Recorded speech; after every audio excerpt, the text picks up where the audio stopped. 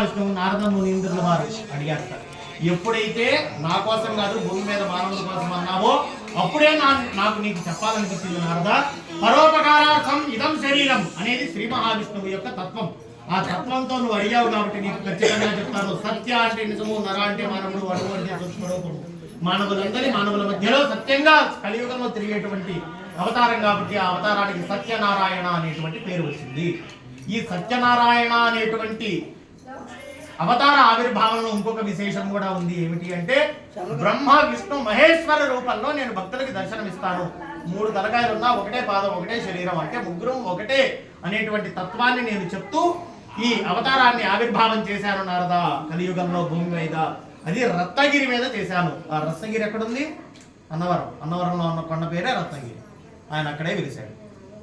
ఆ రత్నగిరి మీద నా అవతార ఆవిర్భావాన్ని ఇలా చేశానని చెప్పి శ్రీ మహావిష్ణువు నారద మునీంద్రుల వారికి చెప్పినప్పుడు ఆ అవతారాన్ని ఎవరు ఆరాధన చేయాలి, ఎలా ఆరాధన చేయాలి, ఎప్పుడు ఆరాధన చేయాలి, ఏ విధంగా ఆరాధన చేస్తే నువ్వు మాకు ప్రసన్నం అవుతావు అని చెప్పి అడగ్గా ఏకాదశి నాడు కానీ, పౌర్ణమి నాడు కానీ, కార్తీక మాసం నందు కానీ, మాఘ మాసం నందు కానీ, ఇంట్లో ఏదైనా పుణ్య కార్యం జరిగినప్పుడు కానీ, లేదా నీకు మనసు బాలేనప్పుడు కానీ ఎప్పుడైనా ఈ వ్రతాన్ని చేసుకోవచ్చు. అదేంటండి అట్లా ఎప్పుడైనా చేసుకోవచ్చు అంటారు అంటే నారాయణ అనేటువంటి నామాన్ని తెలిసినంత చేత భావోద్వేగాలకు లోనయ్యి కొట్టుమిట్టాడుతున్నటువంటి మనసుకు నేను ఉపశమనాన్ని కలిగించి స్థిర బుద్ధిని కలగజేస్తాను. కాబట్టి ఇది భావోద్వేగాలు ఎప్పుడెప్పుడు కలుగుతాయి? మనకి ఇంట్లో ఫంక్షన్ చేసుకుంటే చుట్టాలందరూ వస్తారు, సంతోషం, భావోద్వేగం.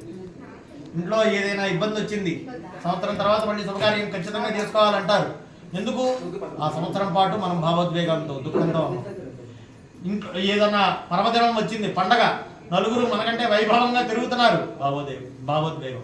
ఇంటి ముందు నుంచే రథాలు వెళ్తున్నాయి, అవి చూసి కన్నుల పండలాగా ఉంది, భావోద్వేగం. ఈ భావోద్వేగాలు అసలు ఉండకూడదు అంటం తప్పు. అసలు లేకపోతే సాటి మానవుడిని అర్థం చేసుకోవడం కష్టం. ఎక్కువగా ఉన్నా కూడా ప్రమాదమే. ఏదైనా కూడా అసలు లేకపోయినా ప్రమాదమే, ఎక్కువ ఉన్నా ప్రమాదమే, తినకపోయినా ప్రమాదమే, అతిగా తిన్నా ప్రమాదమే. ఏది ఎక్కడ వరకు, ఎంతవరకు, ఎప్పుడు, ఎక్కడ, ఏ విధంగా ఉండాలో ఆ విధమైనటువంటి తత్వాన్ని అర్థం చేసుకొని నన్ను ఎవరైతే ఆరాధన చేస్తారో వారిని మాత్రం నేను కరుణించి కలియుగంలో వారికి అభయం ఇచ్చి చివరికి సత్య సాన్నిధ్యాన్ని కూడా చేర్చుకుంటానని శ్రీ మహావిష్ణువు సూత మహాముని నారద మునీంద్రుల వారికి చెప్పారని సూత మహాముని సౌనకాది మహర్షులందరికీ కూడా వివరించారు. ఇది స్కాంద ప్రాణే రేవాకండే సత్యనారాయణ స్వామి కదా ప్రథమోధ్యాయ సమాప్త. లోకమాగ్రాపయామి, దీపం దర్శయామి, లోకదీపానంతరం శుద్ధ ఆచమనీయం సమర్పయామి. నైవేద్యం ఈ కొబ్బరికాయ కొట్టండి. మా కాళ్ళి బేసినే ఉన్నాం.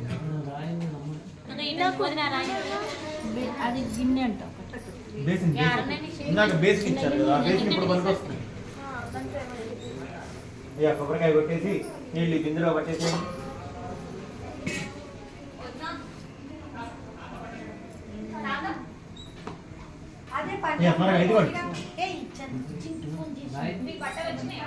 ఐదు గంటలకు ఒకేసారి కొట్టేద్దాం. చివరిలో 5 ఒకేసారి కొట్టేద్దాం. రేవాకండే సత్యనారాయణ స్వామి వ్రత కదా ద్వితీయోధ్యాయ ప్రారంభ. అయితే ఈ వ్రతాన్ని ఇంతకు ముందు ఎవరైనా ఆచరించి ఉన్నారా? ఆచరించిన వాళ్ళకి ఎటువంటి ఫలితాలు వచ్చాయో చెప్పమని చెప్పి నారద మునీంద్రుల వారు శ్రీ మహావిష్ణువుని అడగ్గా పూర్వం అత్యంత సుందరమైనటువంటి పట్టణం కాశీనగరంలో ఒక నిరుపేద బ్రాహ్మణుడు ఉండేవాడు. ఆయన ఎంతటి పండితుడు అయినప్పటికీ ఆయన పాండిత్యానికి తగు ఆదరణగా ఆయన భిక్షాటన చేసుకుంటూ జీవనాన్ని కొనసాగిస్తూ ఉండేవాడు. ఒకనొక సమయంలో కాశీనగరంతో పాటు ఆ చుట్టుపక్కల ప్రాంతంలో కూడా విపరీతమైనటువంటి కరువు వాటిల్లి. ఆ సమయంలో ఒకరికి ఇవ్వడానికి కాదు కదా, వారికి వారు తినడానికే ధాన్యం లేవు అనేటువంటి భయం ఏర్పడింది ప్రజల్లో. ఆ సమయంలో ఈ బ్రాహ్మణుడు వీధి వెళ్ళి భగవతి భిక్షాందేహి అని భిక్షాటన చేస్తుండగా నాస్తి అంటే లేదు అని చెప్పడం పాపం కాబట్టి నాస్తి నారాయణ అని నామస్మరణ చేస్తూ జయగాళి లేదు పక్కలవయ్య అనేవాళ్ళు. తనతో పాటు తన భార్యా బిడ్డలు కూడా పస్తులు ఉండటం చూసినటువంటి బ్రాహ్మణుడు సాయంత్రం కూడా సంధ్యావందనం చేసుకుంటూ విష్ణుమూర్తిని తలుచుకుంటూ ఏం కష్టం వచ్చిందో చూస్తానని చెప్పి వైకుంఠం నుంచి నేరుగా నారాయణుడు ఒక వృద్ధ బ్రాహ్మణ రూపాన్ని ధరించి బ్రాహ్మణుడు ఎదురుకుండా వచ్చి, ఓ ఈ బ్రాహ్మణోత్తమ, చతుర్వేదాలు శిక్షాస్త్రాలు అభ్యసించినటువంటి వాడికి ఇంత పాండిత్యం కలిగి నీవెందుకయ్యా దరిద్రంతో బాధపడుతున్నాను, ఏడుస్తున్నావు, అసలు ఏం జరిగింది అంటే నా పాండిత్యానికి తగు ఆదరణ లేదు కాబట్టి నేను తినడానికి తిండి లేక అనేక కష్టాలను అనుభవిస్తూ నాతో పాటు నా పిల్లల యొక్క ఆకలికి కూడా నేను కారణమయ్యి ఇప్పుడు బాధపడుతున్నాను స్వామి. అంటే నీకు సత్యనారాయణ స్వామి యొక్క వ్రత విశిష్టత గురించి చెప్తాను అని చెప్పి ఆ సత్యనారాయణ స్వామి వ్రతాన్ని ఏ విధంగా చేసుకోవాలో మొత్తం చెప్పారట. ఆహా, వింటుంటేనే శ్రవణానందకరంగా ఉంటుంది, చేసుకుంటే ఎంతటి భోగభాగ్యాలు లభిస్తాయో అని చెప్పి 2 చేతులు జోడించి నమస్కారం చేసుకొని శిరస్సు వంచి పెద్దవాళ్ళు ఎవరైనా వస్తే బ్రాహ్మణుల్లో ప్రవర చెప్పడం అలవాటు. అట్లా ఆయన ప్రవర చెప్పి తల ఎత్తి చూసేసరికి అక్కడి నుంచి ఆ బ్రాహ్మణుడు మాయమైపోయాట. పోనీ పరిగెత్తుకుంటూ వెళ్ళాడు అనుకుంటే వచ్చిన ఆయన వృద్ధుడు కాదు, వచ్చింది సాక్షాత్తు శ్రీ మహావిష్ణువే అని గమనించినటువంటి ఆ బ్రాహ్మణుడు సంతోషంతో లోపలికి వెళ్ళి భార్యను పిలిచి ఈ వృత్తాంతం అంటే విధానం, ప్రొసీజర్, వృత్తాంతం అంతా కూడా తెలియజేసి మర్నాడు ఉదయమే లేచి పూజా మందిరంలోకి వెళ్ళి పూజా మందిరాన్ని శుభ్రంగా అలుక్కొని తన వస్త్రంలో నుంచి ఒక పీలికను తీసి ఒక నాణాన్ని పెట్టి ముడుపు కట్టి, అయ్యా సత్యనారాయణ స్వామి, ఈ రోజు నేను నీ వ్రతాన్ని చేద్దాం అనుకుంటున్నాను. ఈ రోజు నేను భిక్షాటనకు వెళితే ఎంతైతే సంపాదిస్తానో అదంతా నీ వ్రతానికే వెచ్చిస్తానయ్యా అని చెప్పి నమస్కారం చేసుకొని నారాయణ దీక్ష తీసుకున్న వాడై ఉన్నాడు కాబట్టి, అంటే ముడుపు కట్టాడంటే దీక్ష తీసుకోవడం అంటే నల్లబట్టలు వేసుకోవడం, మెల్లో మాలు వేసుకోవడమా కాదు. దీక్ష తీసుకున్నటువంటి వాడి ప్రప్రథమ కర్తవ్యం ఏంటంటే నామస్మరణ. అటువంటి నామస్మరణ చేస్తున్న వాడే వీధి తిరుగుతున్నట్ట భిక్షాటం కోసం. ఎవరి గుమ్మం ముందుకు వెళ్ళి ఎడకుండగానే నారాయణ నామస్మరణ చేత ఈయన జోలి నిండిపోయిందిట. ఇంటికి వచ్చి చూస్తే వారి కుటుంబం అంతా కూడా నెల రోజుల పాటు తినడానికి తగు సామాగ్రి ఉన్నాయి. కానీ ఆయన ఏమని ప్రమాణం చేశాడు? ఈ రోజు ఏదైతే ద్రవ్యం వస్తుందో అది నీ వ్రతానికి మాత్రమే వాడతాను, నాకు కావాల్సిన దానికంటే ఎక్కువ వచ్చింది కదా అని దాచుకోవాలి. ముందుగా ఏదైతే మాట చెప్పాడో దాని మీద నిలబడ్డాడు. ఇదే మనసా వాచా కర్మేణ, భగవద్గీతలో చెప్పింది. ఈ మనసా వాచా కర్మేణ నమ్మి ఇరుగు పొరుగు వారిని పిలుచుకొని ఆ ద్రవ్యంతో ప్రసాదాలు వండి వ్రతం చేసుకొని అందరికీ ప్రసాదాలను పెట్టాడు. సంవత్సరం తిరిగేసరికి రాజుగారి కొలువులో ఉద్యోగం వచ్చి ఈసారి మొదటి సంవత్సరం మట్టి కలసం పెట్టి చేసుకున్నవాడు ఈసారి ఇత్తడి కలసం పెట్టి చేసుకున్నాడు. మళ్ళీ సంవత్సరం తిరిగేసరికి పదోన్నతి అంటే ప్రమోషన్ లభించి ఈసారి వెండి కలశాన్ని పెట్టి వ్రతాన్ని చేసుకున్నాడు. మళ్ళీ సంవత్సరం తిరిగేసరికి కాశీనగర చుట్టుపక్కల ప్రాంతాల్లో అత్యంత ధనికుల్లో తాను కూడా ఒకటే ఈసారి బంగారు కలశాన్ని పెట్టి వ్రతాన్ని ఆచరిస్తూ నేను ఈ వ్రతాన్ని చేసుకోవడం వల్లే కదా ఇంత వృద్ధి కలిగింది నాకు, అదే వృద్ధి నా తోటి వారికి కూడా ఉంటే అదే మహావిష్ణువుకి ప్రీతి కదా, పరోపకారార్థం ఇదం శరీరం మహావిష్ణువు యొక్క తత్వం కదా అని చెప్పి నేను ప్రతి కార్తీక పౌర్ణమి నాడు గంగా తీరంలో పట్టపగలి వ్రతాన్ని చేయిస్తానని చెప్పి సాటింపు వేయించాట. ఆ సాటింపు విన్న వాళ్ళందరూ కూడా ఈ పురోహితుడి యొక్క కథను తెలుసుకొని గంగా నదీ తీరానికి చేరి అందరూ గుమిగూడి కూర్చొని ఈ వ్రతాన్ని ఆచరిస్తున్నారు. ఆ వ్రతాన్ని ఆచరిస్తున్న సమయంలో కాశీ పట్టణంలోకి ఒక కాష్ట విక్రేత కట్టెలమ్ముకునేవాడు ప్రవేశించాడు. వీధి తిరుగుతున్నాడు. ఏ ఇల్లు చూసినా గొళ్ళెం పెట్టుందిట. కట్టెలమ్ముడుపోకపోతే అమ్ముడుపోకపోయే ఏ ఇంటి తలపైన తెరిచుంటే బాగుండు, నేను మంచినీళ్ళైనా తాగి దాహాన్ని తీర్చుకుంటానని చెప్పి అన్ని వీధులు తిరిగి చివరికి ఉత్సవం జరుగుతున్నటువంటి వీధి చివరికి వచ్చాట. ఓహో, ఇక్కడ ఏదో ఉత్సవం జరుగుతుంది, అందుకే గ్రామ ప్రజలందరూ తెలుపులను బంధించి ఇక్కడ ఉన్నారు అనుకొని ఆ నెత్తి మీద ఉన్నటువంటి మూటను ఒక చెట్టు కింద దింపి అక్కడికి వెళ్ళి తాను దాహం వేసి అక్కడికి వచ్చానన్న విషయాన్ని కూడా మర్చిపోయి జరుగుతున్నటువంటి సత్యనారాయణ స్వామి వ్రతాన్ని నోరేళ్ల పెట్టి చూసి వ్రతమంతా పూర్తయిన తర్వాత తీర్థ ప్రసాదాల యొక్క తడికి పెదవులు ఆ తడి తగిలేసరికి నేను దాహం వేసి కదా ఇక్కడికి వచ్చానన్న విషయాన్ని గ్రహించి వారిని అడిగి కాసిన మంచినీళ్లు తాగి, అయ్యా ఇది ఏం పూజ, ఇది ఎందుకు చేస్తున్నారు, ఇది చాలా బాగుందని అడిగాట. ఇది చేస్తున్నది ఏం కాదు, మా చాట్ చేస్తున్నది ఆ బ్రాహ్మణుడు అని చెప్పగా ఆ బ్రాహ్మణుడి దగ్గరకు వెళ్ళి ఈ వృత్తాంతం అంతా కూడా తెలియపరచుకొని అక్కడి నుంచి ఇంటికి వెళ్ళి భార్యతో ఈ వృత్తాంతం అంతా కూడా తెలియజేసి మర్నాడు ఉదయమే తెల్లవారుజామునే లేచి అడవిలోకి వెళ్ళట. సాధారణంగా అడవిలో కట్టెలు కొట్టేవాళ్ళు తెల్లవారంది సూర్యుడు రాంది అడవిలోకి వెళ్ళరు, ఏ కట్టెను కొడుతున్నామో తెలియదు కాబట్టి. కానీ వ్రతాన్ని చేయాలనే తొందరలో తెల్లవారుజామునే చీకటితోనే ఒక చిన్న చెట్టుని చూసి అది కొట్టేసుకొద్దామని చెప్పి ఒక చిన్న చెట్టు ఆయన రోజు నరికే దానికంటే ఒక చిన్న మొద్దుని నరుకుదామని చెప్పి వెళ్ళాట. ఆ మొద్దుని నరికి నెత్తి మీద పెట్టుకొని నారాయణ నామస్మరణ చేస్తూ సంతకు వెళ్ళి నెత్తి మీద ఉన్నటువంటి మూట దింపి చూస్తే అవి గంధం చెక్కలు. తాను ఎప్పుడు కూడా చూడనటువంటి ధనాన్ని ఆ రోజు ఆయన చూశాట. ఆ ధనం మొత్తంతో సత్యనారాయణ స్వామి వ్రతానికి కావలసినటువంటి సామాగ్రిని కొనుక్కొని ఇంటికి వెళ్ళి సకుటుంబ సపరివార సమేతంగా ఈ వ్రతాన్ని ఆచరించి ఈ జీవితం అంతా కూడా పేదరికం అనే మాట లేకుండా చివరికి సత్య సాన్నిహిత్యాన్ని కూడా పొందాడు నారద అని చెప్పి శ్రీ మహావిష్ణువు నారద మునీంద్రుల వారికి చెప్పినటువంటి వృత్తాంతాన్ని సూత మహాముని సౌనకాది మహర్షులకు వివరించారు. స్కాంద ప్రాణి రేవాఖండే సత్యనారాయణ స్వామి వ్రత కథ ద్వితీయోధ్యాయ సమాప్త. ఇది స్కాంద ప్రాణి రేవాఖండే సత్యనారాయణ స్వామి వ్రత కథ తృతీయోధ్యాయ ప్రారంభ. పట్టుకోండి. అయితే ఇది మూడవ కథ. అయితే ఈ వ్రతాన్ని ఎలా చేయాలి, ఎప్పుడు చేయాలి, అసలు సత్యనారాయణ స్వామి ఎవరు అనేటువంటి అవతార ఆవిర్భావాన్ని గురించి తెలియజేసుకున్నాం. ఈ వ్రతాన్ని ఇంతకుముందు ఎవరైనా చేశారా, చేసిన వాళ్ళకి ఎటువంటి ఫలితాలు వచ్చాయో తెలుసుకున్నాం. ఈ వ్రతాన్ని చేస్తానని చెప్పి వాగ్దాన భంగం చేస్తే, సత్యనారాయణ స్వామితో అబద్ధం ఆడటం అంటే మనతో మనం అబద్ధం ఆడుతున్నట్టే. ఎందుకని? సత్య అంటే నిజము, నర అంటే మానవులందరి మానవుల మధ్యలో, అణువు సూక్ష్మరూపం, మానవులందరి మానవుల మధ్యలో అణువంత సూక్ష్మరూపంలో నిరంతరం సంచరించేటువంటి స్వామి ఆయన. కాబట్టి ఆయనతో అబద్ధం ఆడితే మనతో మనం అబద్ధం ఆడుకున్నట్టే. మనతో మనం మన ఆత్మద్రోహం చేసుకుంటే ఎంతటి తీవ్ర పరిస్థితులు వస్తాయో చెప్పడానికి ఈ 3-4 అధ్యాయాలను చెప్పారు. పూర్వం సాధువు అనేటువంటి ఒక వ్యాపారస్తుడు ఉండేవాడు. తన దగ్గర ఉన్నటువంటి ద్రవ్యాన్ని పడవలో నింపుకొని నదిలో సముద్రంలో ప్రయాణం చేసి అనేక ప్రాంతాలను చేరుకొని ఆయన దగ్గర ఉన్నటువంటి ద్రవ్యంతో వ్యాపారం చేసి కొంత ధనాన్ని మరింత ద్రవ్యాన్ని సేకరించి వారానికో పక్షానికో ఇంటికి వస్తూ ఉండేవాడు. అటువంటి సాధువు ఒకానొక సమయంలో భద్రశీల అనేటువంటి నదిలో ప్రయాణం చేస్తున్నప్పుడు ఆ రాజ్యాధిపతి అయినటువంటి చంద్రకేతు మహారాజు గారు అక్కడ కూర్చొని ఈ సత్యనారాయణ స్వామి వ్రతం చేసుకుంటున్నారు. చంద్రకేతు మహారాజు గారు ఏంటి ఇక్కడ కూర్చొని వ్రతం చేసుకోవడం ఏంటి? నదీ తీరంలో అంత పెద్ద అంతఃపురం పెట్టుకొని, అంతఃపురం అంటే ప్యాలెస్, అంత పెద్ద అంతఃపురం పెట్టుకొని నదీ తీరంలో కూర్చొని వ్రతం చేసుకోవడం ఏంటని చెప్పి సందేహం కలిగి పడవని ఒడ్డున కట్టివేసి పరుగు పరుగున వ్రతం జరుగుతున్నటువంటి ప్రదేశానికి వెళ్ళి వ్రతం జరుగుతున్నప్పుడు మధ్యలో మాట్లాడటం మర్యాద కాదు. కాబట్టి వ్రతమంతా పూర్తయిన తర్వాత, అయ్యా మీరు చేస్తున్నది ఏం వ్రతం, మీరేంటి ఇంత నిరాడంబరంగా కూర్చొని ఇక్కడెందుకు చేస్తున్నారని అడగ్గా, నేను ఎంత చక్రవర్తినే ఏం ప్రయోజనం, నాకు సంతానం లేదు, నేను సంతానం కోసం మా పురోహితుల యొక్క సలహా మేరకు ఈ వ్రతాన్ని చేస్తున్నానని చెప్పి నేను కూడా ఆయన చెప్పగానే, నాకు కూడా సంతానం లేదు రాజుగారు, నేను కూడా ఈ వ్రతాన్ని వెంటనే ఆచరిస్తాను అని చెప్పి నమస్కారం చేసుకొని ఇంటికి బయలుదేరాడు. మార్గ మధ్యంలో వ్యాపారస్తుడు కదా, ఒక సందేహం వచ్చింది. నేను సత్యనారాయణ కాకపోతే అబద్ధపు నారాయణ అయితే ముందుగానే నేను వ్రతం చేసేస్తే ఈ వ్రతానికి పెట్టిన ఖర్చు, నా టైం, అందరికి పెట్టిన భోజనాలు అన్నీ వృధా కదా. కాబట్టి నేను నాకు సంతానం కలిగితే ఈ వ్రతాన్ని చేస్తాను అని చెప్పి మనసులో నమస్కారం చేసుకొని ఇంటికి వెళ్ళి భార్య లీలావతిని పిలిచి, భార్య లీలావతికి జరిగిన విషయం అంతా కూడా తెలియజేయగా, నేను కూడా ఈ వ్రతాన్ని గురించి చాలా మంది దగ్గర విన్నానండి, ఎవరైతే సంకల్పంతో వ్రతాన్ని చేసుకుంటారో వారు సంకల్ప సిద్ధి కలుగుతోంది ఖచ్చితంగా, కాబట్టి మనం కూడా ముందే చేసుకుందామని చెప్పగానే, ఎప్పుడేం చేయాలో నాకు తెలియగా నాకు చెప్పేంత దాని వాళ్ళు అని చెప్పి భార్యను అరిచాట. ఎప్పుడు భర్త మాటకి ఎదురు చెప్పడం తెలియనటువంటి లీలావతి తల వంచుకొని లోపలికి వెళ్ళింది.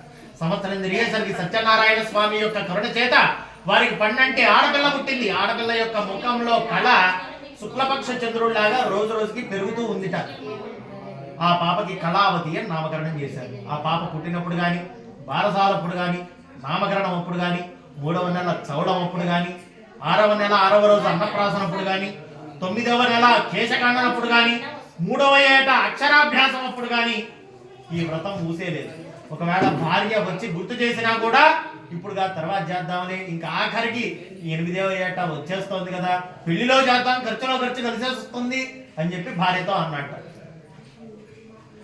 భర్తకి ఎప్పుడు ఎదురు చెప్పడం తెలియనటువంటి లీలావతి అప్పుడు కూడా తలదించుకొని లోపలికి వెళ్ళిపోయిందిట. ఇంతలో ఆ పాపకు 8 సంవత్సరాల వయసు వచ్చింది. అష్టవర్షే భవేత్ కన్యాం, 8 సంవత్సరాల ఆడపిల్లలకు పూర్వం పెళ్లిళ్ళు చేసేవాళ్ళు. నా కూతురికి 8 ఏళ్ళు వచ్చింది, నా కూతురికి తగినటువంటి వరుణ్ణి నువ్వు చుట్టుపక్కల రాజ్యాల్లో వెతికి తీసుకురా అని చెప్పి ఒక దూతను పంపించాట సాధువు.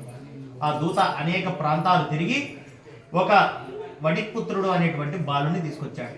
ఆ వణిక్పుత్రుడి యొక్క అందచందాలు, గుణగణాలు, విద్యా వినయాలు, తెలివితేటలు నచ్చిన వాడై సాధువు తన కూతురునిచ్చి వివాహం చేయడానికి సిద్ధపడి వణిక్పుత్రుడి యొక్క తల్లిదండ్రులను పిలిపించి వారిని ఈ అబ్బాయిని ఇల్లరికం పెట్టుకోవడానికి ఒప్పించి తన కూతురునిచ్చి వివాహం చేశాడు. 16 రోజుల పండగ కూడా అయిపోయింది, వ్రతం మూసేలేదు. మా వాళ్ళు ఇద్దరు కూడా 16 రోజుల పండగ అయిపోయిన తర్వాత ఇంటి ఆరు బయట కూర్చొని ఏదో పిచ్చాపాటి మాట్లాడుకుంటున్నారట. మాటల మధ్యలో మామగారు అల్లుడితో ఇట్లా అంటున్నట్ట, ఏమో అల్లుడు కూర్చొని తింటే కొండలైనా కరిగిపోతాయి, పదా వెళ్ళి వ్యాపారం చేద్దామని చెప్పి వారి దగ్గర ఉన్నటువంటి ద్రవ్యాన్ని తీసుకొని పడవలో నింపుకొని అనేక ప్రాంతాలు తిరిగి వ్యాపారం చేసి అలసిపోయి ఒక పెద్ద వృక్షం కింద విశ్రాంతి తీసుకుంటూ ఉన్న సమయంలో వీళ్ళున్నారు, ఇంటి పట్టున ఉన్నారు కాబట్టి నా వ్రతాన్ని ఇవాళ కాకపోతే రేపు చేస్తారులే, రేపు కాకపోతే ఎల్లుండి చేస్తారులే అనుకున్నాను. ఇప్పుడు వీళ్ళు డబ్బు మతం పట్టిన వాళ్ళలాగా వ్యాపారం చేసుకుంటూ తిరుగుతున్నారు కాబట్టి వీళ్ళకి కఠిన కాఠిన్యమైనటువంటి కష్టాలు కలుగుగాక అని చెప్పి శ్రీ మహావిష్ణువు వైకుంఠం నుంచి శపించాక వెంటనే వీరి వస్త్రధారణ రూపంలోనే ఉన్నటువంటి 2 దొంగలు అక్కడికక్కడ ఏర్పడి పట్టపగలు తుంగధ్వజ మహారాజు గారి యొక్క ధనాగారంలోకి భటులు చూసే విధంగా ప్రవేశించి రాజముద్ర కలిగినటువంటి సంచిలో ఆ ధనాన్ని నింపుకొని మళ్ళీ భటులు చూసే విధంగా వీరిద్దరూ శయనించుతున్నటువంటి ప్రదేశం వైపు పరిగెత్తారట. కొంత దూరం వెళ్ళిన తర్వాత వారి తలల కింద వాళ్ళ తలగడల కింద అంటే దిండ్ల కింద ఈ ధనాన్ని పెట్టేసి అక్కడి నుంచి మాయమైపోయారు. ఇదంతా ఎందుకు జరిగింది? సత్యనారాయణ స్వామి యొక్క మాయ చేత. ఆ వస్త్రాలను గుర్తు పెట్టుకొని ఆ రాజముద్ర కలిగినటువంటి సంచుల కోసం వస్తున్నటువంటి భటులకు ఇవి కనబడటంతో వీళ్ళనే దొంగలుగా భావించి వీళ్ళు కాదని చెప్తున్న ఆ మాయ చేత వినకుండగా తుంగధ్వజ మహారాజు గారి యొక్క సభలోకి ప్రవేశపెట్టారట. అయ్యా మహారాజా, వీళ్ళు పట్టపగల మన ధనాగారంలో దొంగతనం చేస్తే పట్టుకున్నాము, ఇదిగోండి దొంగలు, ఇదిగోండి ధనం చూపించారట. ధనం దొరికి దొంగలు దొరకకపోతే దొంగలు ఎవరని చెప్పి విచారణ చేయాలి.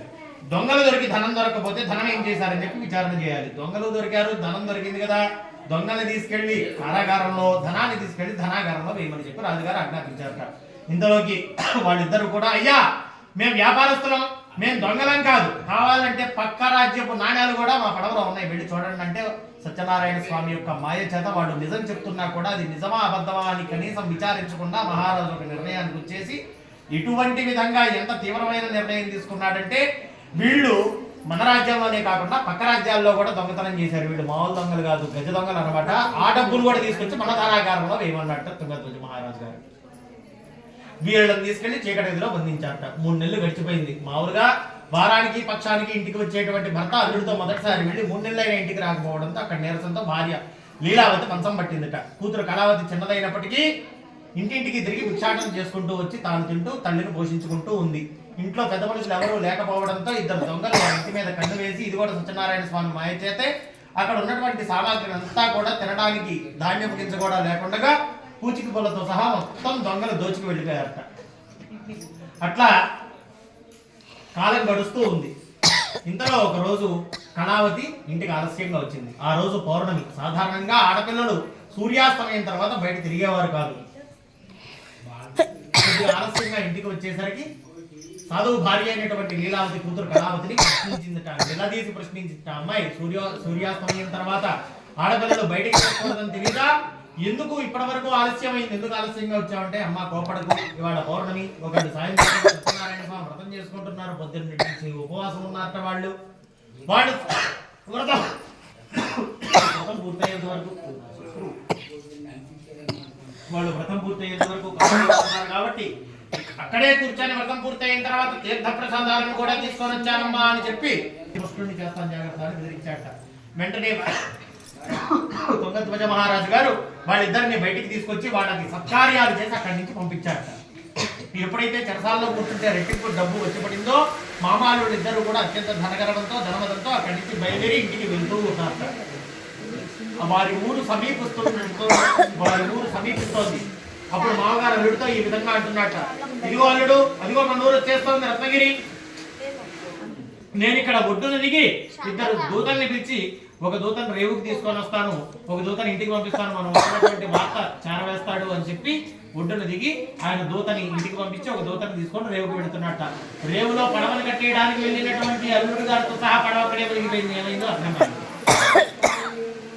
తన భర్త మరణాన్ని కళ్ళెదుటే చూసినటువంటి కళావతి నేను కూడా ఆత్మహత్య చేసుకుంటాను అని చెప్పి నీళ్లలో దూకపోయింది. ఆత్మహత్య మహాపాపం అని వారించి సాధువు కూతురు చేతిని పట్టుకొని ఆపి అక్కడికక్కడ కూర్చొని ఏం జరిగిందో నేను తెలుసుకుంటానని చెప్పి శ్రీ మహావిష్ణువుకి నమస్కారం చేసుకున్నట్టు. ఆకాశవాణి అప్పుడు ఇలా పలికిందిట, ఓయి సాధు, మీరిద్దరూ చెరసాల నుంచి విడుదల కావడానికి కారణం మీరిద్దరు ఇంటి దగ్గర చేసినటువంటి మీరు వస్తున్నారని తెలిసి వాళ్ళ ఇంటి దగ్గర ఆరాధనని మానేసి ఆ అక్షంతలను నేలకు విసిరికొట్టి ఇక్కడికి వచ్చారు కాబట్టి ఇటువంటి ప్రమాదం జరిగింది. వెంటనే వెళ్ళి ఆరాధన పూర్తి చేయమని చెప్పగానే ఇంటికి భార్యని కూతురుని తీసుకొని సాధువు వెళ్ళి ఆ ఇంటి దగ్గర ఉన్నటువంటి ఆరాధనను పూర్తి చేసి ఆ తీర్థ ప్రసాదాలని పసుపు కుంకాలని తీసుకొచ్చి నదిలో కలపగానే ఎక్కడైతే పడవ మునిగిపోయిందో అక్కడే తెలియటం మొదలుపెట్టిందట.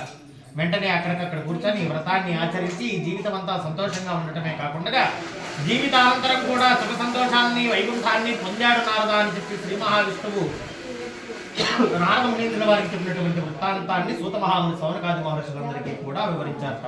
ఇది స్కాంద ప్రాణేరేవాకన్నే సత్యనారాయణ స్వామి వ్రత కథ తృతీయ చతుర్థాధ్యాయ సమాప్త. కథకు 2 మార్లుగా అక్షంతలను వేసేసి మళ్ళీ పట్టుకోండి.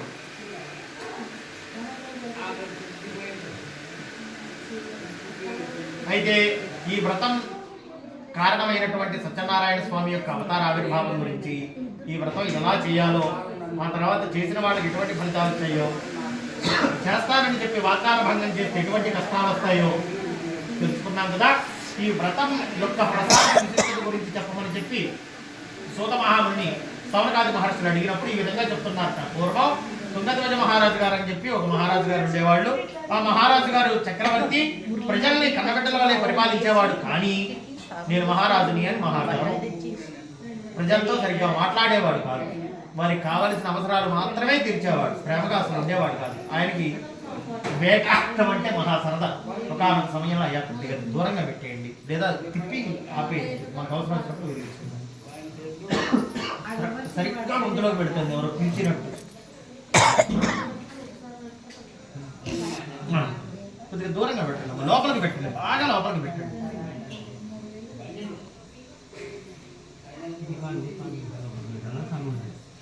దాని ముందుకు పెట్టండి అమ్మా. అమ్మ కుందికి గోడకి మధ్యలో పెట్టండి. దీపం అంటే ఫినామిన్.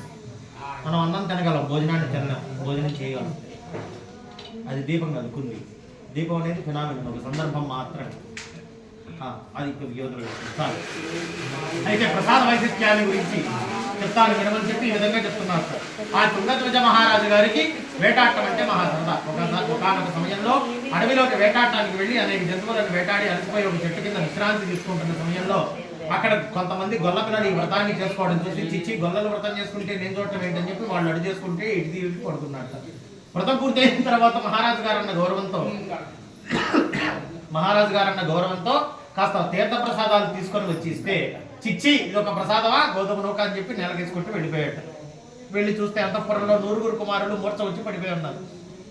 ఎంత ప్రయత్నం చేసినా, వైద్యులు ప్రయత్నం చేసినా లేవట్ల.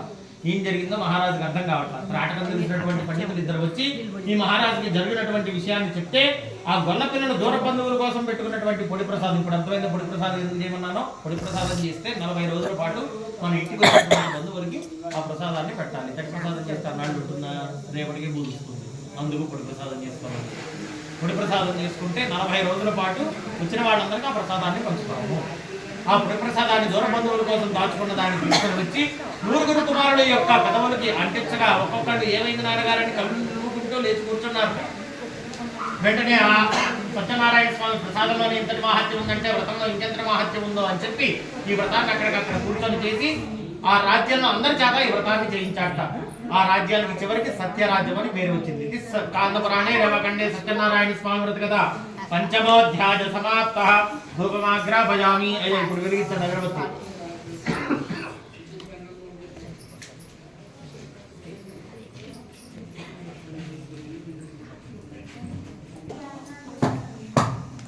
వడపప్పు అంటే నానబెట్టిన పెసరపప్పు. 25 grams of వడపప్పులో 25 grams of protein.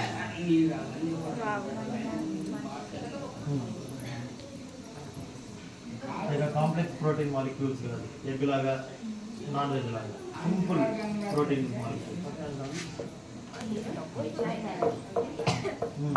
Easy to digest, easy to absorb. నువ్వు తిన్నది నీ ఒక్క మాట తినేవో ఇంకా ఎక్కువ ప్రెషర్ కదా డైజెస్ట్.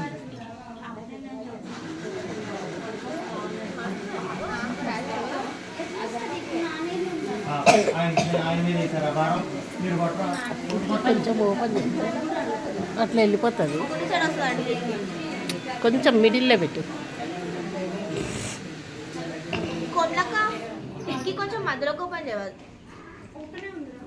ఇటు పక్క కూడా తీమ కొంచెం.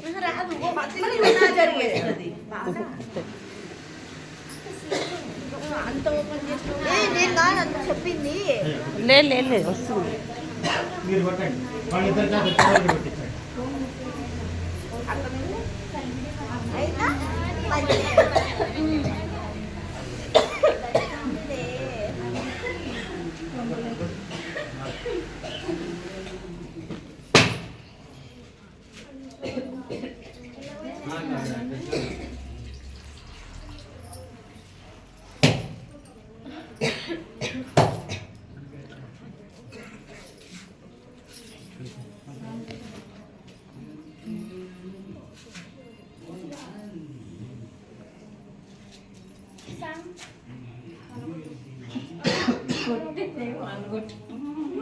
కొబ్బరికాయ జాగ్రత్త అండి.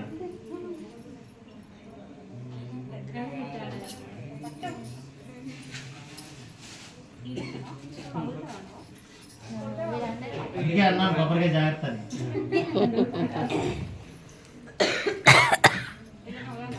దాని మీద నీళ్లు గీతలు కనబడుతున్నాయా?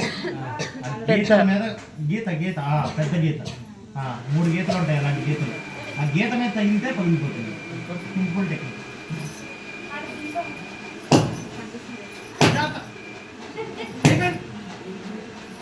షియర్ స్ట్రెస్ అంటారు తెలుసా? కత్తి దూసినంత వేగంతో ఇట్లా ఒక్కసారిగా ఇదిలిచ్చాలి. ఇదిలిస్తే పగిలిపోతుంది. కొబ్బరికాయ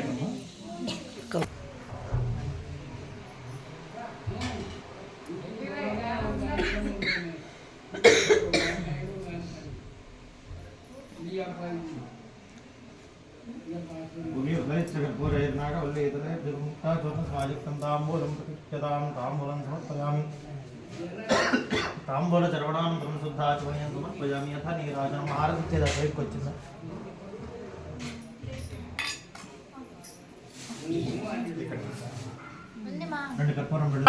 యోపామాయతనం వేద ఆయతనవాన్ భవతి. నక్షత్రాణి వా అపామాయతనం ఆయతనవాన్ భవతి. యో నక్షత్రాణామాయతనం వేద ఆయతనవాన్ భవతి. ఆపో వై నక్షత్రాణామాయతనం ఆయతనవాన్ భవతి. య ఏవం వేద యోపామాయతనం వేద ఆయతనవాన్ భవతి. పర్జన్యో వా అపామాయతనం ఆయతనవాన్ భవతి. యః పర్జన్యస్యాయతనం వేద ఆయతనవాన్ భవతి. ఆపో వై పర్జన్యస్యాయతనం ఆయతనవాన్ భవతి. య ఏవం వేద యోపామాయతనం వేద ఆయతనవాన్ భవతి. సంవత్సరో వా అపామాయతనం ఆయతనవాన్ భవతి. యత్సంవత్సరస్యాయతనం వేద ఆయతనవాన్ భవతి. ఆపో వై సంవత్సరస్యాయతనం ఆయతనవాన్ భవతి. య ఏవం వేద యో ఓప్సునావం ప్రతిష్ఠితాం వేద ప్రత్యేవ తిష్టతి. కిం తద్విష్ణోర్బలమాహు కాదీప్తిః కిం పరాయణం. ఏకో జద్ధారజద్దేవః ప్రేతసీ రోదసీ బుభే వాతాద్విష్ణోర్బలమాహు అక్షరా ఆందీప్తిరుచ్యతే. రాజాధిరాజాయ ప్రసహ్య సాహినే నమో వయం వై శ్రవణాయ కుర్మహే. సమేన్ కామాన్ కామకామాయ మత్యం కామే హరో వై శ్రవణో దధాతు. కుబేరాజ వై శ్రవణాయ మహారాజాయ నమః. ఓం తద్బ్రహ్మ ఓం తద్వాయు ఓం తదాత్మా ఓం తత్సత్యం ఓం తత్సర్వం ఓం తత్పురోర్నమః. అంతశ్చరతి భూతేషు గుహాయాం విశ్వమూర్తిషు సంయుక్తస్త్వం వషట్కారస్త్వమింద్రస్త్వగోరుద్రస్త్వం విష్ణుత్వం బ్రహ్మత్వం ప్రజాపతిః త్వం తదాపమాపో జ్యోతిరసోమృతం బ్రహ్మభూర్భువస్సువరోం అథైతం విష్ణవేజరన్నిర్వపతి. యజ్ఞో వై విష్ణుః యజ్ఞయేవాంతతః ప్రతిష్ఠతి. సూత్రజుహోతి విష్ణవే స్వాహా యజ్ఞాయ స్వాహా ప్రతిష్ఠాయే స్వాహేతి. నారాయణాయ విద్మహే వాసుదేవాయ ధీమహి తన్నో విష్ణు ప్రచోదయాత్. మహాదేవ్యై చ విద్మహే విష్ణుపత్న్యై చ ధీమహి తన్నో లక్ష్మీః ప్రచోదయాత్. పాదారవిందయోః వేదోక్త సువర్ణ దివ్య మంత్ర పుష్పాంజలిం సమర్పయామి. ఇక్కడ వేసేది మీ నలుగురు మాత్రమే. మిగతా వాళ్ళు మీ చేతిలో అక్షంతలు పుష్పం అట్లాగే పట్టుకొని ఎక్కడ నిలబడ్డ వాళ్ళు అక్కడ కుడి చేతి వైపుగా ప్రదక్షిణ వేసేయండి. అక్కడే యాని కాని చ పాపాని జన్మాంతర కృతాని చ తాని తాని ప్రణశ్యంతి ప్రదక్షిణ పదే పదే.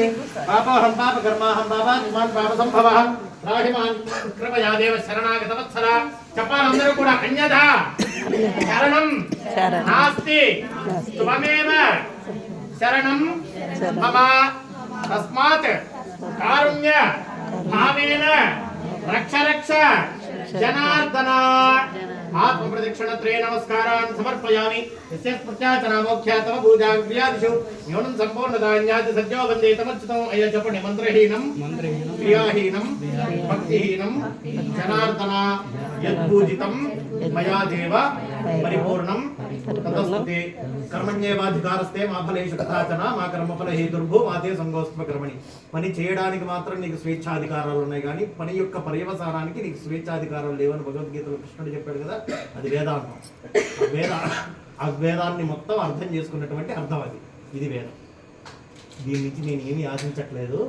ఎందుకు ఆశించను అంటే చేసేటప్పుడు ఆ పని మీద నాకు అవగాహన ఉంది. వచ్చేటువంటి పర్యవసానంలో అంటే వచ్చేటువంటి రిజల్ట్లో నాతో పాటు 4 చేతులు వేస్తారు. పుర్రెకో బుద్ధి జిహ్వానికో రుచి. కాబట్టి నాకు అధికారం లేదు. అదే చెప్తోంది. ఈ ఉన్నటువంటి అధికారంలో నేను స్వార్థంతో ఏదీ చేయలేదు. నలుగురికి మంచి జరగాలని నా బంధువులందరినీ పిలిచాను. అది శుభ సందర్భంలో నేను కొత్త ఇల్లు కట్టుకున్నప్పుడే పిలిచాను. ఈ సమయంలో అందరూ కూడా ఆనందంగా గడిపి మమ్మల్ని ఆశీర్వదించి వెళ్ళేటట్లుగా చూడమని చెప్పి ఆ అక్షంతం వదిలేశారు. పంచామృతాలు ఇటువంటి సకాలవత్యహరణం సర్వవ్యాధినివారణం సమస్త పాపక్షయకరం సత్యదేవత పంచామృతోదకం పావనం శుభం. వేసారా ఇలాచి రెండు వేసారా? జాపత్రి కూడా ఉంటే బాగుంటుంది కానీ